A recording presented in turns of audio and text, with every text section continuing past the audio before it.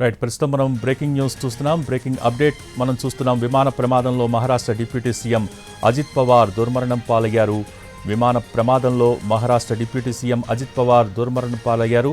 దీనికి సంబంధించిన breaking news చూస్తున్నాం. ఆయనతో సహా 6 సిబ్బంది కూడా మృతి చెందారు. ఈరోజు ఉదయం ఆయన బారామతికి ప్రయాణిస్తుండగా చార్టర్డ్ ఫ్లైట్ కుప్పకూలింది. ల్యాండింగ్ జరుగుతున్న సమయంలో ఈ విమానం కుప్పకూలినట్టుగా సమాచారం. మొత్తం 6 సిబ్బంది కూడా దుర్మరణం పాలైనట్టు డీజీసీఏ వెల్లడించింది. మహారాష్ట్ర డిప్యూటీ సీఎం అజిత్ పవార్ దుర్మరణం పాలయ్యారు. ఆయన ప్రయాణిస్తున్న విమానానికి ఈరోజు ఉదయం ప్రమాదం జరిగింది. బారామతిలో ఈ విమానం కుప్పకూలింది. బారామతిలో జరగబోతున్నటువంటి సభకు హాజరయ్యేందుకు వెళ్తుండగా ఈ ప్రమాదం చోటు చేసుకుంది. విమానం కూలటంతో పెద్ద ఎత్తున మంటలు చెలరేగాయి. ప్రమాద సమయంలో విమానంలో మొత్తం 6 ఉన్నారు. అజిత్ పవార్తో పాటు ఆయన వ్యక్తిగత భద్రతా సిబ్బంది కూడా ఈ విమానంలో ప్రయాణిస్తూ ఉన్నారు. ఆయన మరికొద్దిసేపట్లోనే బారామతికి చేరుకుంటారు. విమానం ల్యాండ్ అవుతుందన్న సందర్భంలో విమానం కుప్పకూలినట్టుగా సమాచారం. చార్టర్డ్ ఫ్లైట్ కుప్పకూలింది. ఈ ప్రమాద దృశ్యాలు కూడా మనం ఎన్టీవీ స్క్రీన్ పైన వీక్షిస్తూ ఉన్నాం. ప్రమాద దృశ్యాలు చాలా ఆందోళనకరంగా ఉన్నాయి, చాలా భయానకంగా ఉన్నాయి. విమానం కుప్పకూలిన వెంటనే పెద్ద ఎత్తున మంటలు చెలరేగినట్టు అక్కడ ఉన్న ప్రత్యక్ష సాక్షులైతే చెప్తూ ఉన్నారు. మహారాష్ట్ర డిప్యూటీ సీఎం అజిత్ పవార్ విమాన ప్రమాదంలో దుర్మరణం పాలయ్యారు. ఈరోజు ఉదయం విమాన ప్రమాదంలో మహారాష్ట్ర డిప్యూటీ సీఎం అజిత్ పవార్ దుర్మరణం పాలయ్యారు. ఆయనతో సహా 6 వ్యక్తిగత భద్రతా సిబ్బంది కూడా మృతి చెందినట్టుగా తెలుస్తోంది. మొత్తం విమానంలో 6 ప్రయాణిస్తూ ఉన్నారు. మహారాష్ట్ర డిప్యూటీ సీఎం అజిత్ పవార్ ప్రయాణిస్తున్న విమాన ప్రమాదానికి సంబంధించి బ్రేకింగ్ అప్డేట్ మనం చూస్తూ ఉన్నాం. ఆయన ప్రయాణిస్తున్న విమానం ఈరోజు ఉదయం చార్టర్డ్ ఫ్లైట్ ప్రమాదానికి గురైంది. బారామతిలో ఈ చార్టర్డ్ ఫ్లైట్ కుప్పకూలింది. బారామతిలో సభకు హాజరయ్యేందుకు ఆయన వెళ్తూ ఉన్నారు. ఆ సందర్భంలో మరికాసేపట్లోనే విమానం ల్యాండ్ అవుతుందన్న సందర్భంలో ఈ ప్రమాదం చోటు చేసుకుంది. విమానం కుప్పకూలటంతో పెద్ద ఎత్తున మంటలు చెలరేగాయి. ప్రమాద సమయంలో విమానంలో మొత్తం అజిత్ పవార్తో పాటు 6 వ్యక్తిగత భద్రతా సిబ్బంది కూడా ఉన్నట్టుగా సమాచారం అందుతోంది. దీనికి సంబంధించి విమానంలో ప్రయాణిస్తున్న వారందరూ కూడా దుర్మరణం పాలైనట్టు డీజీసీఏ కొద్దిసేపటి క్రితమే అధికారిక ప్రకటన కూడా చేసింది. డీజీసీఏ వెల్లడించింది. బారామతిలో ల్యాండింగ్ సమయంలో ఈ ప్రమాదం జరిగినట్టుగా చెప్తూ ఉన్నారు. బారామతిలో జరగబోయేటువంటి సభకు హాజరయ్యేందుకు ఆయన ఈరోజు ఉదయమే బయలుదేరి చార్టర్డ్ ఫ్లైట్లో ప్రత్యేకించి ఆయన బయలుదేరారు. అయితే ల్యాండింగ్ సమయంలో జరిగిన ప్రమాదంలో మహారాష్ట్ర డిప్యూటీ సీఎం అజిత్ పవార్ దుర్మరణం పాలయ్యారు. బారామతి విమానాశ్రయం సమీపంలోనే ఈ విమానం కుప్పకూలింది. ఇంకా మరికొద్ది క్షణాల్లో ల్యాండ్ అవుతుందనగా ఈ ప్రమాదం జరిగింది. ప్రమాదం జరిగినప్పుడు విమానంలో 6 ఉన్నారు. ఈ విమాన ప్రమాదంలో 6 మృతి చెందినట్టుగా డీజీసీఏ ప్రకటించింది. బారామతిలో జరిగే సభకు ఆయన హాజరు కావాల్సి ఉంది. సభకు హాజరయ్యేందుకు ఈరోజు ఉదయమే ఆయన బయలుదేరి వెళ్లారు. అయితే విమాన ప్రమాదానికి పూర్తిస్థాయి కారణాలైతే ఇంకా తెలియాల్సి ఉంది. అయితే వాతావరణంలో ఏర్పడ్డ సమస్యల కారణంగానే లేకపోతే టెక్నికల్ ఇష్యూస్ ఏమన్నా ఈ ప్రమాదానికి కారణమా అన్న దానిపైన పూర్తి సమాచారం అందాల్సి ఉంది. అయితే ఈ విమాన ప్రమాదానికి సంబంధించి లేటెస్ట్ అప్డేట్స్ మా ప్రతినిధి రాజు అందించేందుకు సిద్ధంగా ఉన్నారు. రాజు, ఇప్పుడిప్పుడే మనం దృశ్యాలు కూడా చూస్తున్నాం. అజిత్ పవార్ దుర్మరణం పాలైనట్టుగా డీజీసీఏ కూడా వెల్లడించింది. రైట్, ఈ ప్రమాదానికి సంబంధించి పూర్తిస్థాయి సమాచారం ఏంటి?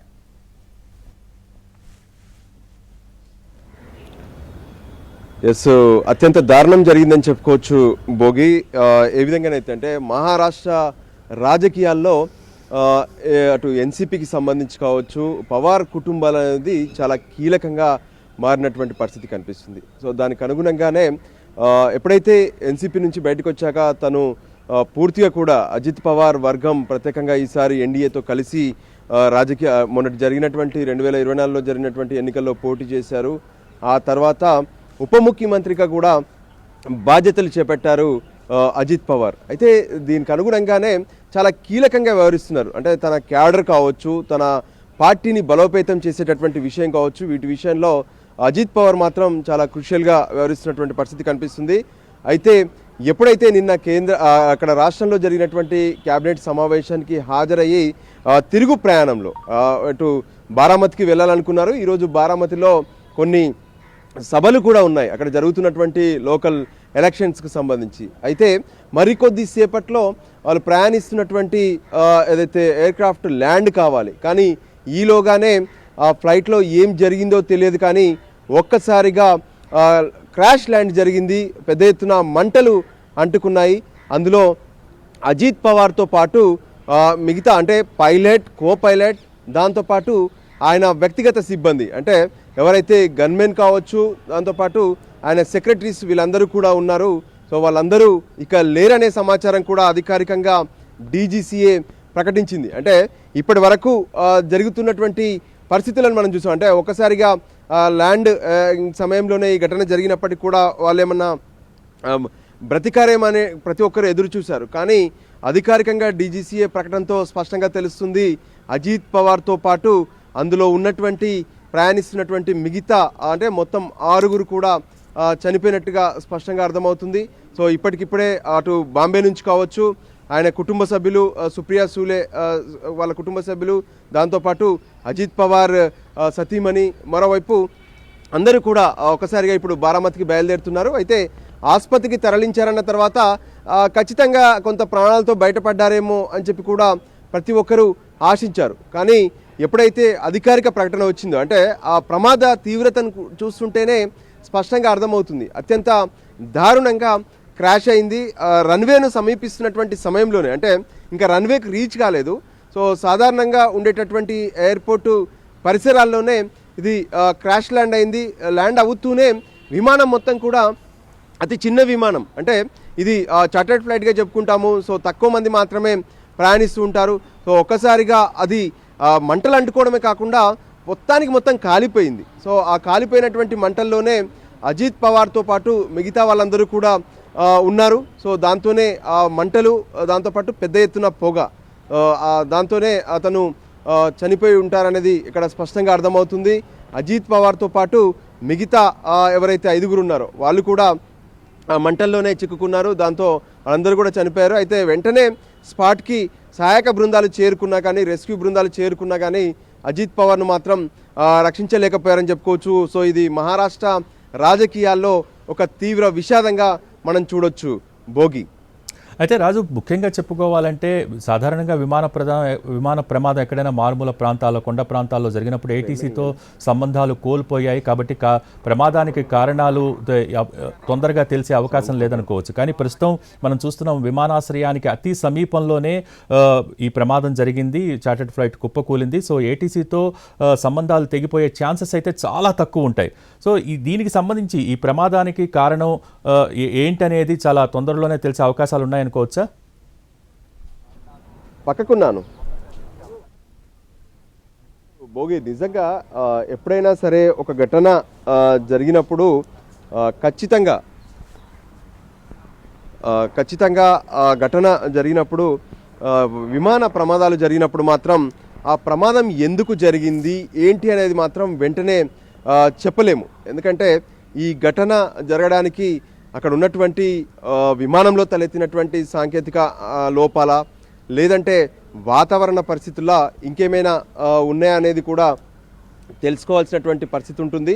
సో డీజీసీఏ ప్రస్తుతం అయితే ప్రమాదం జరిగింది, ప్రమాదంలో అజిత్ పవార్తో పాటు ఆయనతో సహా ప్రయాణిస్తున్నటువంటి మిగతా 5 మృతి చెందినట్లుగా వాళ్ళు స్పష్టం చేశారు. ఈ ఘటన 8:45 నిమిషాలకు జరిగిందనే విషయాన్ని కూడా డీజీసీఏ స్పష్టం చేస్తుంది. సో ఈ విమాన ప్రమాదంలో మహారాష్ట్ర ఉప ముఖ్యమంత్రి అజిత్ పవార్తో పాటు మిగతా వాళ్ళందరూ కూడా ప్రాణాలు కోల్పోయారనే విషయాన్ని స్పష్టంగా చెప్తున్నటువంటి పరిస్థితి కూడా కనిపిస్తుంది. ఖచ్చితంగా ఈ ఘటనకు సంబంధించి ఒక విచారణ అయితే జరుపుతారు.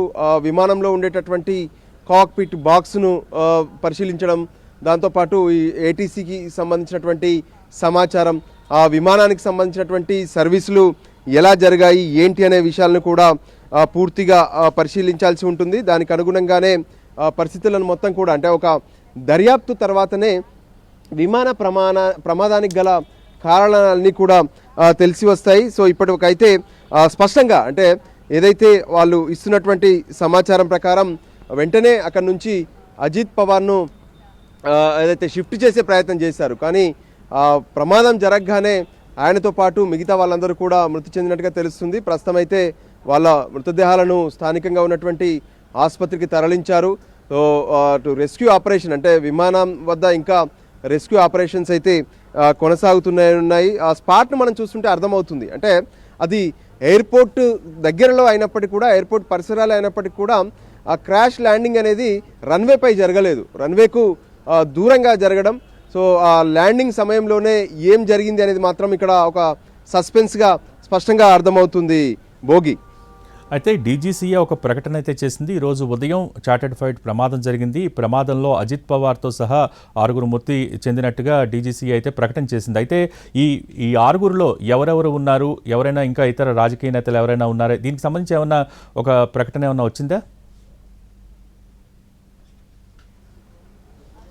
ఎస్ భోగి, ఇప్పటి వరకు అందుతున్నటువంటి స్పష్టమైనటువంటి సమాచారం ప్రకారం ఖచ్చితంగా అంటే ఏదైతే మహారాష్ట్ర ఉప ముఖ్యమంత్రి అజిత్ పవార్ తను బారామతికి వెళ్ళాలనుకున్నారు. సో ఆయనతో పాటు ఎవరైతే పైలట్, కో పైలట్ ఉంటారు, మరోవైపు ఆయనకు సంబంధించినటువంటి భద్రతా సిబ్బంది, ఎందుకంటే అజిత్ పవార్ డిప్యూటీ సీఎంగా ఉన్నారు కాబట్టి ఖచ్చితంగా ఆయన వెంట భద్రతా సిబ్బంది ఉంటారు. ఆయన కార్యాలయ సిబ్బంది అంటే పర్సనల్ సెక్రటరీ లేదంటే సెక్రటరీస్ ఖచ్చితంగా ఉంటారు, వాళ్ళే ఆయనతో ఉండి ఉంటారనే విషయాన్ని అయితే స్పష్టం చేస్తున్నారు.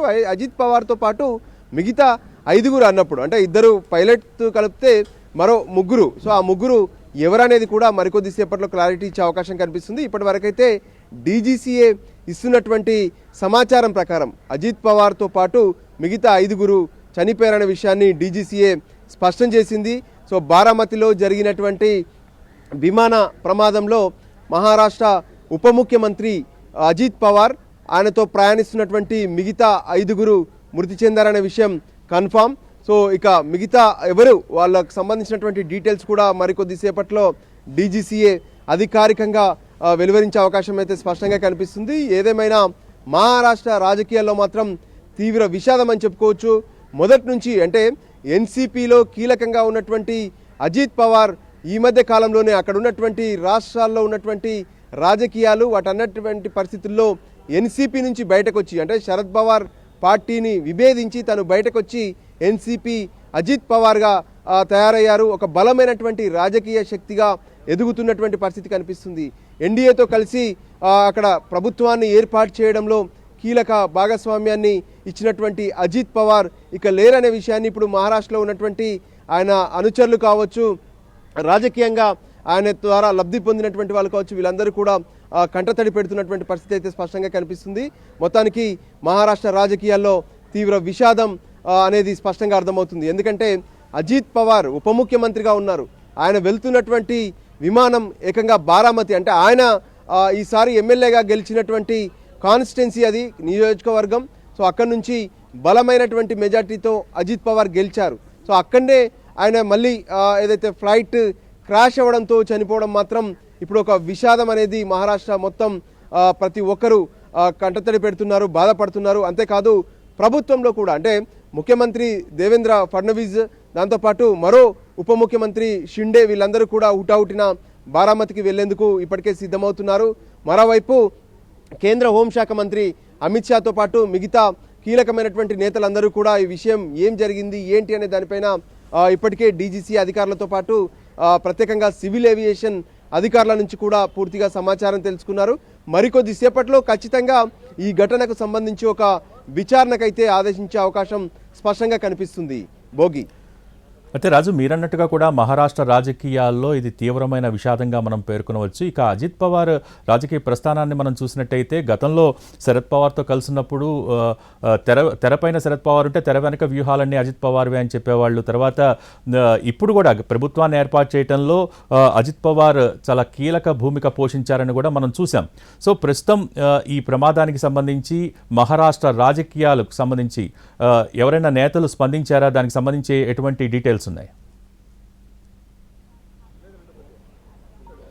నిజంగా ఒక షాకింగ్లో ఉన్నారు. అంటే మహారాష్ట్ర మొత్తం కూడా ఒక్కసారిగా షాక్లోకి వెళ్ళిందని చెప్పుకోవచ్చు. ఎందుకంటే ఎవరు ఊహించినటువంటి పరిణామం రెగ్యులర్గా జరుగుతున్నటువంటి అంటే ఈ మధ్యకాలంలో రాజకీయ నాయకులు ఖచ్చితంగా విమాన ప్రయాణం అనేటువంటివి చాలా కామన్గా అయ్యాయి. ఎందుకంటే మహారాష్ట్ర అనేది పెద్ద రాష్ట్రం, అందులో ఒక ప్రాంతం నుంచి మరో ప్రాంతానికి వెళ్ళాలంటే గంటల కొద్దీ ప్రయాణం చేయాలి. కానీ తమకున్నటువంటి తక్కువ సమయాన్ని ఎక్కువ ప్రజల కోసం ఉపయోగించుకోవడం కావచ్చు, లేదంటే ఎక్కువ సభల్లో సమావేశాల్లో పాల్గొనాలని చెప్పి ఖచ్చితంగా ఉప ముఖ్యమంత్రులు కావచ్చు, లేదంటే మంత్రులు సైతం అటు చార్టెడ్ ఫ్లైట్స్ లేదంటే హెలికాప్టర్స్ ఉపయోగించడం అనేది ఈ మధ్య కాలంలో కామన్గా మారిపోయింది. సో ఈ పరిస్థితుల్లో ఇప్పుడు జరిగినటువంటి ఘటన అంటే తను నిన్న క్యాబినెట్ సమావేశానికి హాజరయ్యారు. క్యాబినెట్ సమావేశంలో తీసుకున్నటువంటి కీలక నిర్ణయాలకు ఉప ముఖ్యమంత్రిగా తన ఆమోద ముద్ర వేశారు అజిత్ పవార్. ఆ తర్వాత ఈ రోజు నుంచి అంటే మహారాష్ట్రలో జరుగుతున్నటువంటి స్థానిక సంస్థల ఎన్నికలు, జిల్లా పరిషత్కు సంబంధించినటువంటి ఎన్నికలు జరుగుతున్నాయి. సో ఆ ఎన్నికలకు హాజరవ్వాలి, అక్కడ జరిగేటటువంటి సభకు హాజరై తమ పార్టీ నుంచి బలమైనటువంటి మెజార్టీతో తమ అభ్యర్థులను గెలిపించుకోవాలనేటువంటి ఆలోచనతోనే ఈ ప్రత్యేకంగా హుటాహుటిన చార్టర్డ్ ఫ్లైట్లో బయలుదేరినట్టుగా తెలుస్తుంది.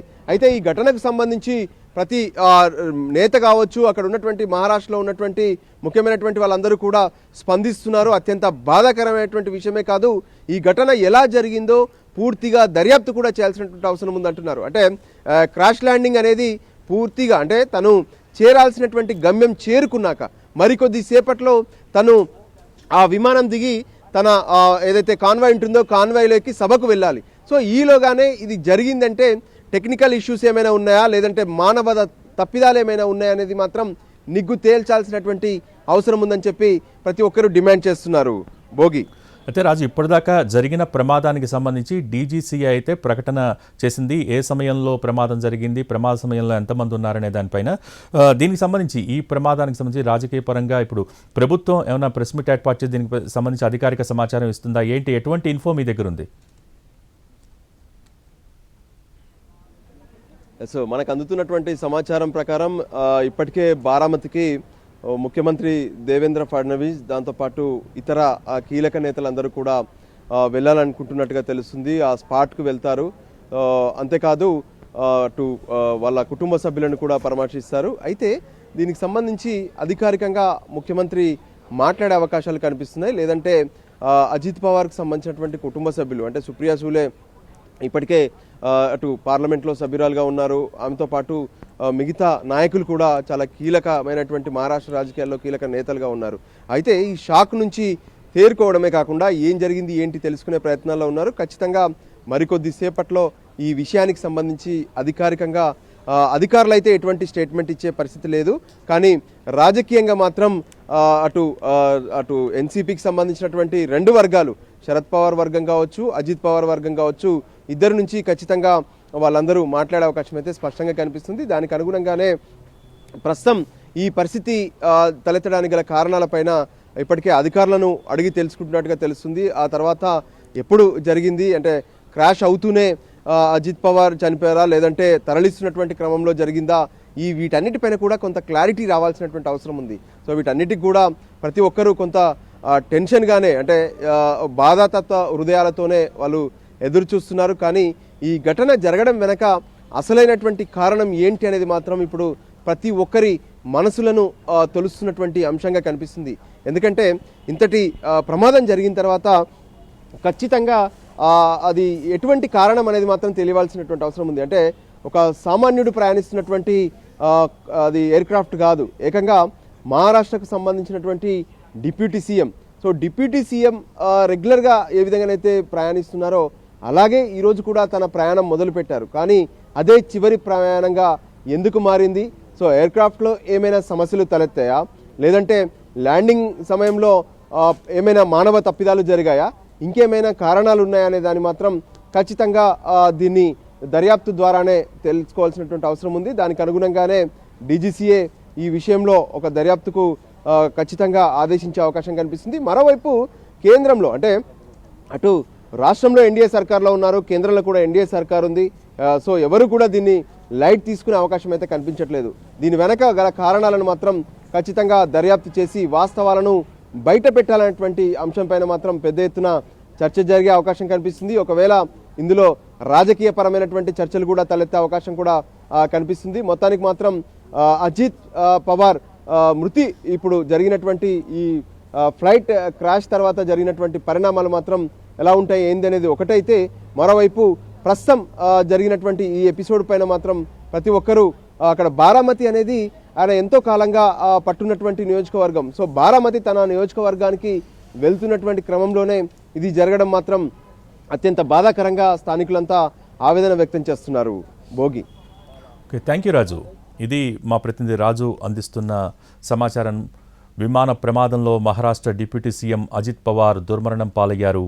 బారామతి విమానాశ్రయం సమీపంలో విమానం కూలిపోయింది. మరికొద్దిసేపట్లోనే ల్యాండింగ్ అవుతున్న సమయంలో బారామతి విమానాశ్రయం సమీపంలోనే ఈ విమానం కుప్పకూలింది. బారామతిలో ల్యాండింగ్ సమయంలో ఈ విమాన ప్రమాదం జరిగింది. ఈ ప్రమాదం జరిగినప్పుడు విమానంలో మొత్తం 6 ఉన్నట్టుగా తెలుస్తుంది. అజిత్ పవార్తో సహా 6 మృతి చెందినట్టుగా డీజీసీఏ ప్రకటన కూడా చేసింది. బారామతిలో జరిగే సభకు హాజరయ్యేందుకు ఆయన వెళ్తుండగా ఈ ప్రమాదం చోటు చేసుకుంది. ముంబైకి చెందిన విఎస్ఆర్ వెంచర్స్కు చెందిన ఒక ప్రైవేట్ చార్టర్డ్ ఫ్లైట్గా దీన్ని గుర్తించారు. విమానంలో అజిత్ పవార్, 2 పైలట్స్, 2 సెక్యూరిటీ సిబ్బంది ఉన్నట్టుగా చెప్తూ ఉన్నారు. మొత్తం అందరూ మృతి చెందారు. ఈ ప్రమాదం జరిగినప్పుడు విమానంలో మొత్తం 5 ఉన్నారు. ఉదయం సరిగ్గా 8:45 ఈ విమానం కుప్పకూలింది. విమానంలో ప్రయాణిస్తున్న 5 కూడా మసైపోయారంటూ ప్రత్యక్ష సాక్షులు చెప్పడం మనం చూసాం. ప్రస్తుతం ప్రమాదానికి సంబంధించిన విజువల్స్ కూడా చూస్తున్నాం. అది చిన్న చార్టర్డ్ ఫ్లైట్గా చెప్తున్నారు.